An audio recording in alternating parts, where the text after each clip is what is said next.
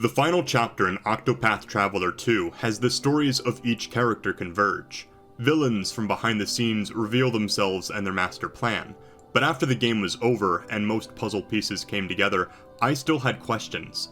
The game would make hints about ancient history, mythology, and figures that influenced the nature of Solistia. There is not a precise timeline of events given.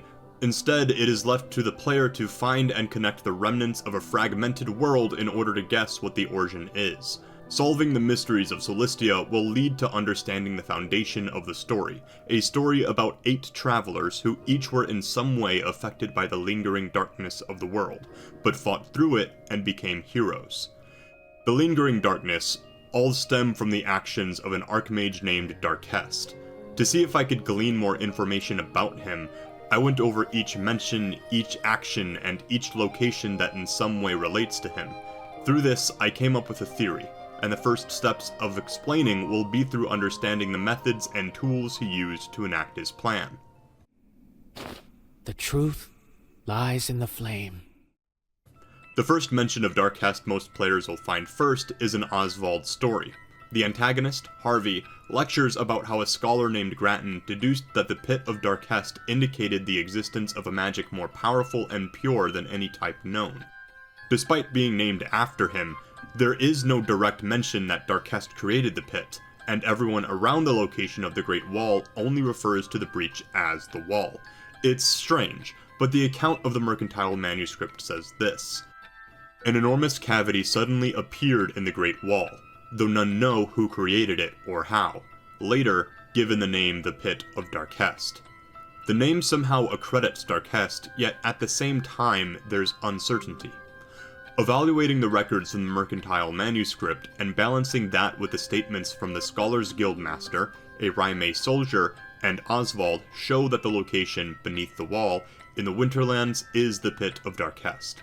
The manuscript confirms the pit is in the Great Wall. The Guildmaster and Rime soldier confirm that Stormhail is the site of the Fallen Kingdom, and Oswald confirms it is south of Stormhail.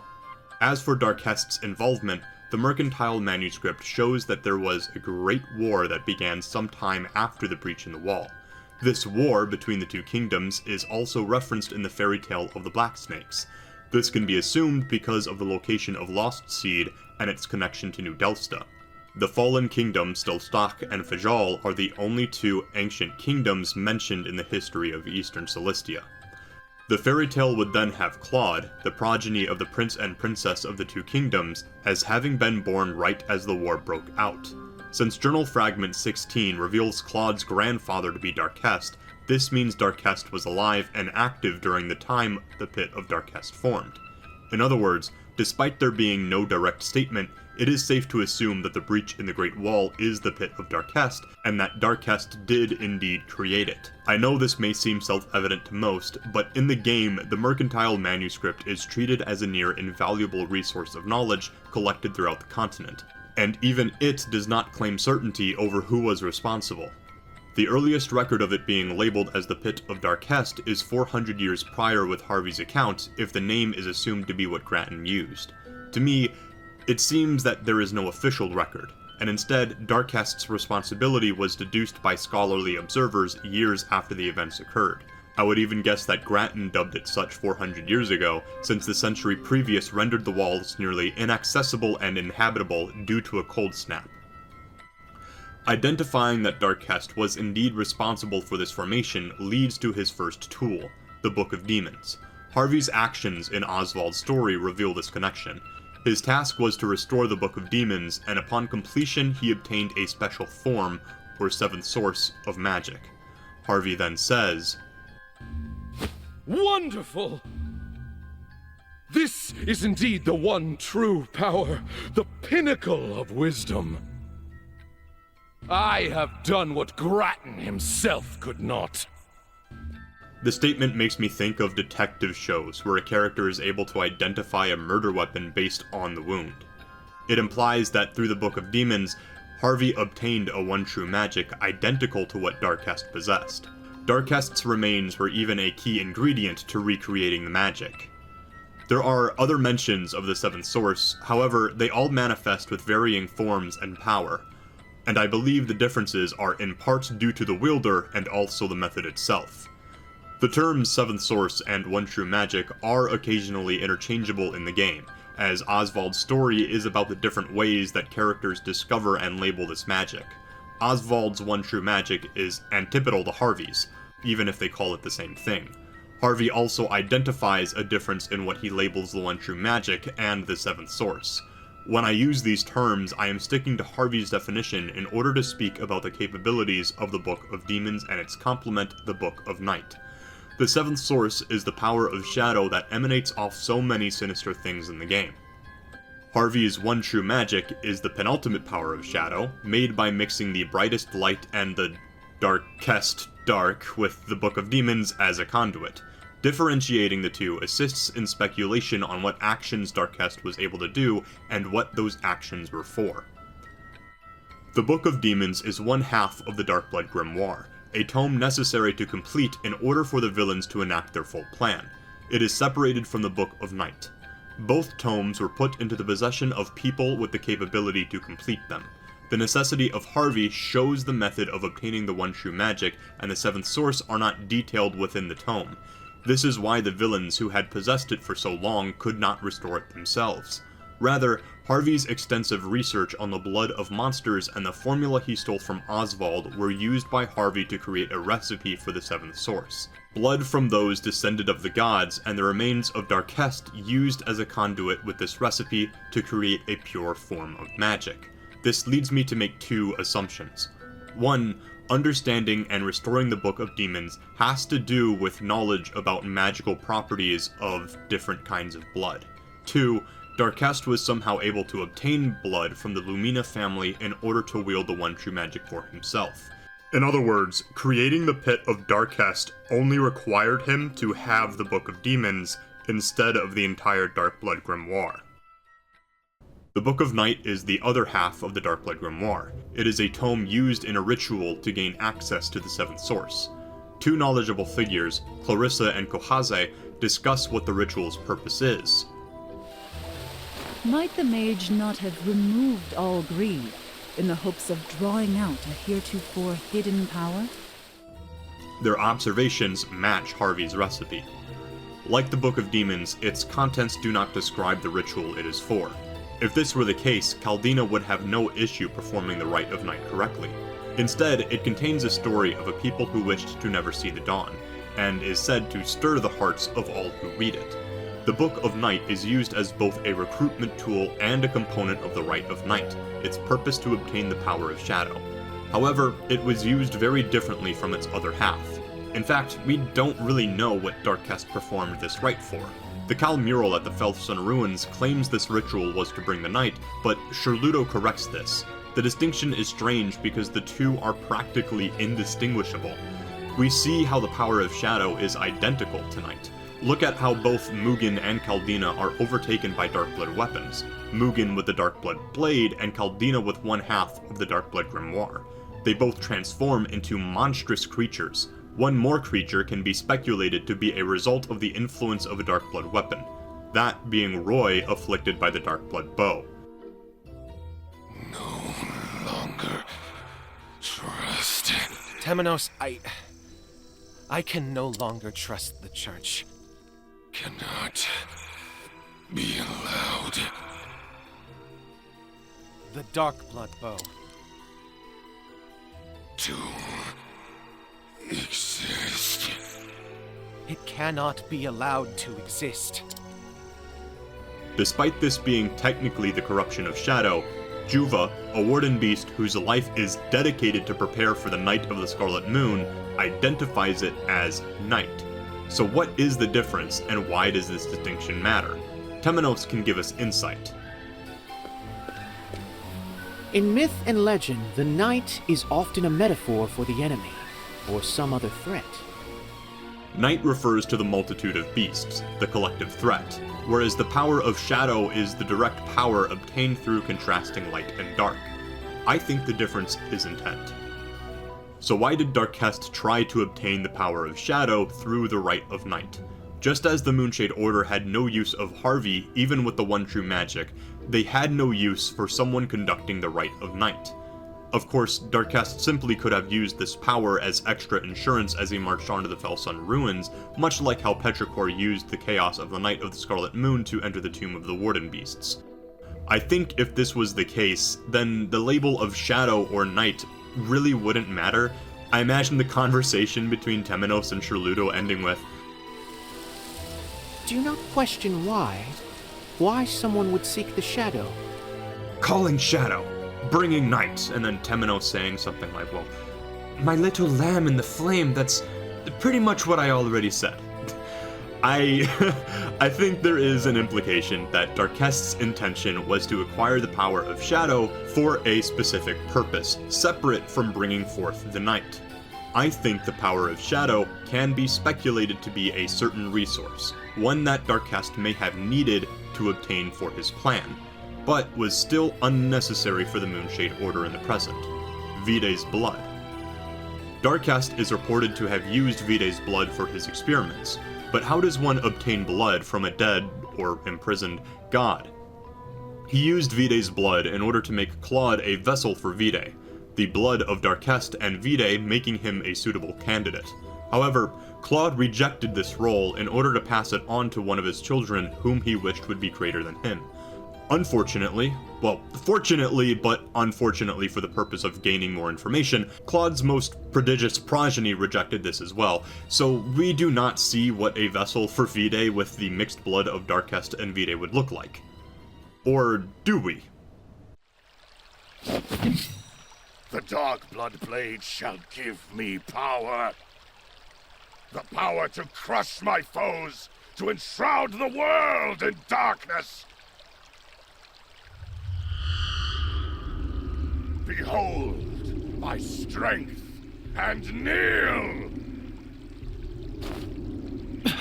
No!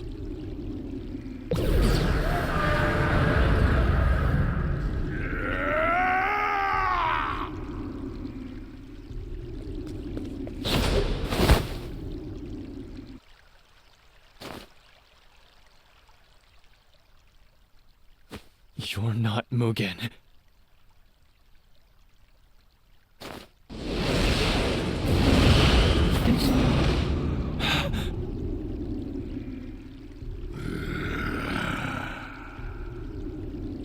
Quench the flames. Call out to the night. He's been consumed entirely. Mugen is a descendant of Darkest, and after willingly letting the power of Shadow overtake him, speaks the desires of Vide, while also being identified as something other than himself by Hikari. Other characters affected by Shadow only ever lose their sanity. For some reason, Mugen is an exception. Mugen could be acting as a vessel for Vide in this fight. Perhaps the name Dark Blood is quite literal, referring to Vide's blood. Taking this headcanon a little further, Claude is made ageless to be a perfect vessel for Vide, Darkest's experiment taking place as Claude was in the womb. This could be to condition his body as a vessel, whereas Mugen aged rapidly. Carrying the idea that the Dark Blood weapons have Vide's blood, the question of what Dark Blood weapon was used comes up. We see with Mugen that the Dark Blood blade transfers the power of Shadow to him and absorbs it back, reversing his transformation. Roy set out to hide the Dark Blood bow, but may not have given up in trying to find a way to destroy it, messing up and corrupting himself, absorbing the power of Shadow from the Dark Blood bow. Arcanet and Harvey also wield parts of a Dark Blood weapon, but neither summon Shadow to affect their bodies. The exception then is Caldina, whose body is transformed, but by a faulty rite in summoning Shadow, and not by absorbing Shadow from the Book of Night like the Dark Blood blade. My best guess is that the Rite of Night is what was used to gain a power of Shadow comparable to a Dark Blood weapon in order to obtain Vide's blood. There is another possibility: Darkest could have obtained something similar to a Dark Blood weapon as Harvey and Petrichor did. The two experimented on a creature to serve as a substitute in place of the Dark Blood bow. Each flame had two gods representing it, with each weapon corresponding to one of the two gods. The bow corresponds with the hunter, but in its absence, Harvey and Petrichor created a beast. It's possible, but I don't think this is what happened. It would have taken years, and if my observation about the discrepancy between what is considered night and shadow is onto something, then Darkcast already being confirmed to obtain the power of shadow through the rite of night would be my best guess as to how he gave Claude the blood of Vide. But what I consider to be most important to my theory is that Darkcast first obtained the Dark Blood weapons before Claude was born. A few more details that reinforce my headcanon, but don't serve as direct proof, are the narrative parallels between the night described by the Call mural and the Night of the Scarlet Moon. Both calamities were prevented by a hero pure of heart wielding the Azure Flame. While the Call mural describes Call to be standing alone, there's also a creature facing the same direction of him that I speculate to be the guardian of the first flame Petrichor claims to have hunted down. The ritual also takes place in Todohaha, where the Night of the Scarlet Moon occurs. My guess is that the error in Kaldina's attempt is not performing the ritual during the Night of the Scarlet Moon. The Scarlet Moon is a lunar eclipse, a moment when the shadow of the Earth is made visible to those who live upon it, and the seventh source is a bright light that gives birth to the darkest shadow. This calamity also occurs every 400 years, which would mean it happened around 20 years after Darkcast's other reported action. He could still have been alive at this point. Him marching onto the Felsun ruins while bringing the night would be something Petrichor mirrors by using the Night of the Scarlet Moon as cover in order to douse the flame in the tomb of the Warden Beasts. Petrichor's work for Arcanet is hunting down the creatures of legend that are supposed to aid in preventing the calamity. There is an importance in the Moonshade Order's plan to exacerbate the Night of the Scarlet Moon that has some connection to their attempt in dousing the flames. I find it strange that this seems to be a necessary part of the plan, whereas obtaining the one true magic and completing the Rite of Night correctly isn't. Especially when the Moonshade Order is taking their plan from Darkcast, since they both want to resurrect Vide. So perhaps this was also copied from Darkcast's plan as well. This would mean that Darkcast called Shadow during a time and place where night would naturally occur. He would then seize it, and to the Cal, it would appear as though he summoned it himself. But again, this is only headcanon. Another detail I find interesting is the placement of the creatures of legend. Cataracta is near the Cavern of the Moon and Sun, which holds a relic capable of reigniting the flames. Terra is near the Felsun ruins where Darkcast failed, and the grave of Darkhest. And Glacius is near the pit of Darkhest in Stormhail. My speculation is that this is a strategy to assist in preventing a plan like Darkhest's from ever being carried out again. I find it strange how important Stormhail is. Glacius flew up there to end the cold snap, and at the same time, Archbishop Kinchler established the headquarters of the Sacred Guard there.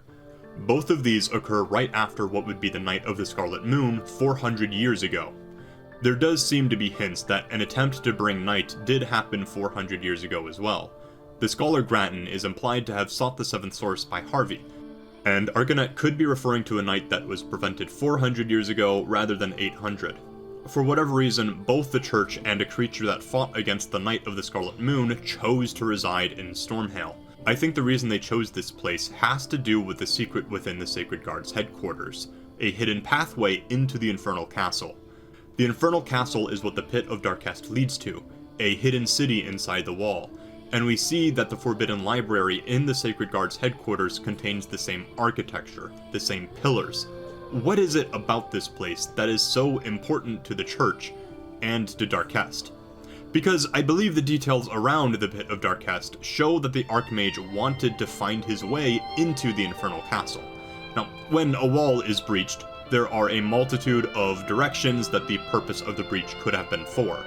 First, Darkcast probably wasn't some ancient evil sealed away within the wall, as the tale of the Black Snakes and Journal Fragment 16 imply that one of Darkcast's children was a member of the royal family in either the Kingdom of Fajal or Delstak. This royal fled with their spouse sometime after the war broke out that was catalyzed by the formation of the Pit of Darkcast. Can't have a kid outside those walls unless you've lived outside them. I also think that Darkcast was involved with the Kingdom of Delstak and not Fajal. If he resided in Fajal, he could have used an entrance that already existed, one that the kingdom is proven to have access to based on the position of the Stone of Truth. It's also possible that Darkcast wanted to infiltrate Fajal, and did not care about reaching the Infernal Castle whatsoever. After all, he did experiment on his grandchild, so he was in some way entangled with the two royal families. But if this were the case, I think the mystery wouldn't be referenced as it is. The formation of the pit is described to be a catalyst, not a cause. The fairy tale of the Black Snakes referenced some ongoing tension only for war to break out for other reasons. An explorer in Stormhill says that what began as the War of the Great Wall began as a skirmish along the walls of this great town. And the strangest detail of all is that despite Darkhest being a well-known figure that crushes nations under his heel, there is no direct reference claiming that he created the pit, only that it was later named after him. This doesn't look like the start of a skirmish, and there are multiple accounts that imply the War of the Great Wall began for other reasons. I think this is because of what the manuscript says, that at the time, no one knew who created it. Somehow, Darkhest managed this undetected, and I think the reason for this is that his goal was not to infiltrate Fajal, but the Infernal Castle. There is a separation between Fajal and the Infernal Castle. The Scholars Guildmaster claims that Fajal built the walls, but I don't think this is entirely true. Nor do I think the Mercantile Manuscript's rumor that the gods built it overnight is true either. I think the existence of a singular entrance other than the pit shows that the people of Fajal did not freely occupy the Infernal Castle. This and the difference in architecture. While there is evidence about the people of Fajal having some access to the Infernal Castle, there are hints that their architecture differs from what it is within the walls. The walls are described to have been a feat of engineering greater than anything modern technology is capable of, and it's a marvel that something so ancient only ever took one instance of damage, from the one true magic. Contrasting this is the architecture within the walls. The location of the area is labeled Castle May, as that's the clan that occupied it as an outpost under Mugen. A soldier gives an account that a castle once stood upon the site. I'm unsure if this implies that the castle was completely destroyed, as Castle May itself is probably an occupation of a previously built structure, a structure that no one else present in Stormhill claims stewardship over. Even the Sacred Guard established their headquarters separately, and their quarrels with Clan May are more about authority rather than land. I think that this castle is a remnant from the ancient kingdom of Fajal, as it has no connection to anyone present. Maybe this is not the castle of Fajal and was labeled as a castle by Clan May, but I still think that it was built by the kingdom of Fajal. Then, comparing the location to the Forbidden Shrine and Infernal Castle, the exterior does blend in with the appearance of the wall, but the signs of culture are very different. What I find most interesting are the statues.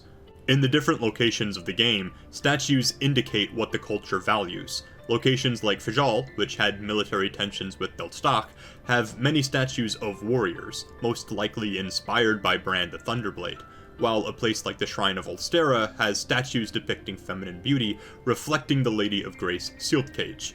The Forbidden Shrine has a unique statue. It is a bearded man holding a staff and a book. This could be in reference to Alafan the Scholar King, as the nation of Fajal seems to have advanced knowledge in magical experimentation, or more likely, Alfric the Flamebringer, which would give the Sacred Guard more reason to establish their headquarters there in order to uphold the purpose of the Infernal Castle. I can't say for sure who exactly the statue represents, but if it is Alfric, then it indicates a massive shift of what the values of the people of Fajal were. And if this is a statue of one of the 8 gods, it is a completely unique depiction of them, meaning that whatever civilization that is responsible for building the statue, and thus the Great Wall, is completely different than anything found within Solistia. Once the location was built as a fortification in service to the gods, later, during the ruling of the Kingdom of Fajal, used as a defense from other kingdoms. All this is to say that while the Kingdom of Fajal had access to the Infernal Castle, Darkhest could still have infiltrated it without the kingdom noticing, and to say that if the Kingdom of Fajal did build the walls, that over time they gradually lost sight of its original purpose, and perhaps even lost their capability to build something like the Great Wall over time. Again, it's quite remarkable how ancient the Great Wall is, and how the only breach ever created required the one true magic. While I don't think the rumor which the mercantile manuscript gives is entirely true, I think it can give a hint as to what the infernal castle was built for. It's a fortress that needed to be nigh impenetrable, its creation an instant necessity rather than a developed project, and seemingly not made to be inhabited. I think this was a vault, and I think it held the Darkblood weapons. The exception being one half of the Darkblood grimoire, which was split. I would guess for the purpose of tricking whoever wanted these things sealed away. I think the reason the Sacred Guard set their headquarters in Stormhail is because they found out the origin of where the Darkblood weapons came from, and then decided to seal them back in that location. Over time, corruption in the church would result in circulation of these weapons around the continent.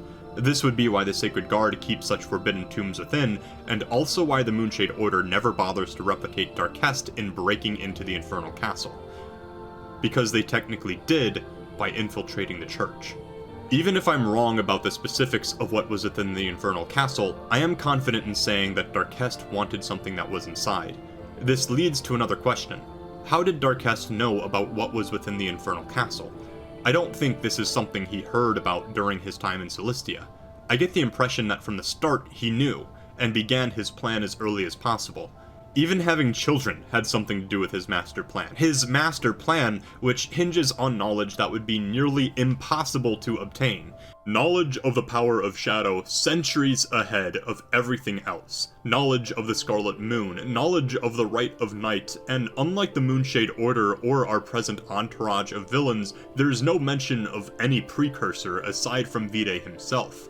The Book of Night contains a story of people who never wished to see the dawn, but I still think it's fair to say that this half of the Darkblood grimoire was sealed away in the Infernal Castle. There's also some unique mystery surrounding him about why his body is so fundamentally different.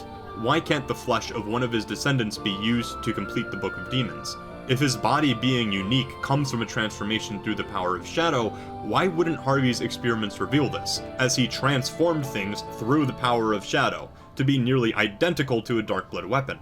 Harvey also read the Book of Night and could have been aware of the transformations that could happen when one is overtaken by a Darkblood weapon, yet he needed Obero to reveal to him the hint about Darkest in order to solve the mystery of the one true magic. There is something inexplicably different about Darkest that cannot be replicated.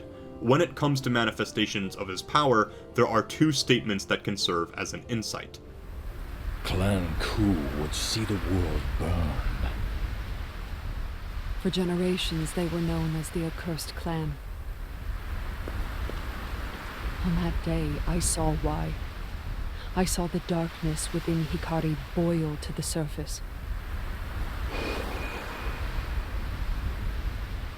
Whatever its source, it is not of this world.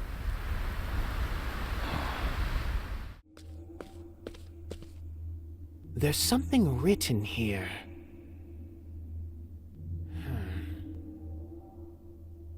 Long ago, on this land, there came an uninvited guest.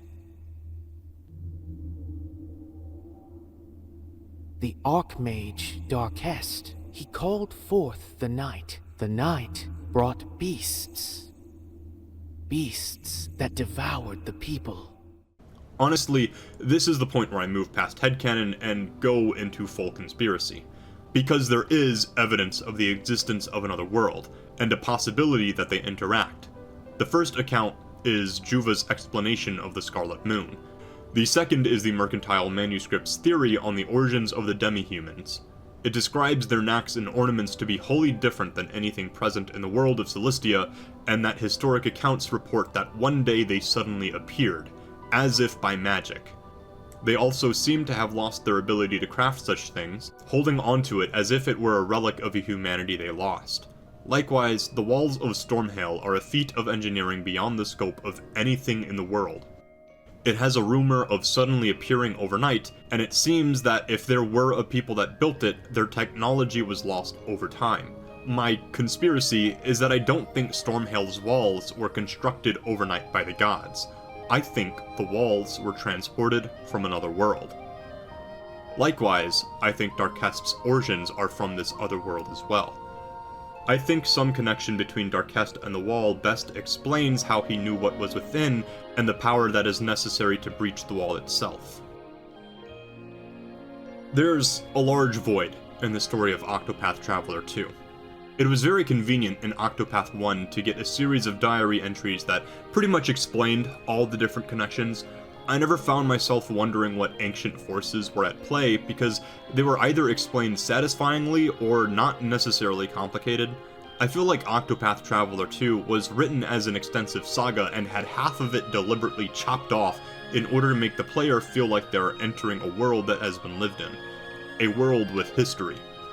I really hope that someday there is more to explore and learn about this world. Due to the mechanics, the game has a unique method of environmental storytelling where information can be gleaned through inquiry, obtaining certain items, guiding people to different places, or finding out their skills and strengths. The day-night cycle changes certain dialogue. The architecture, decorations, and buildings hint at distinct cultures and histories. Until there is more, I hope we are able to figure out some mysteries.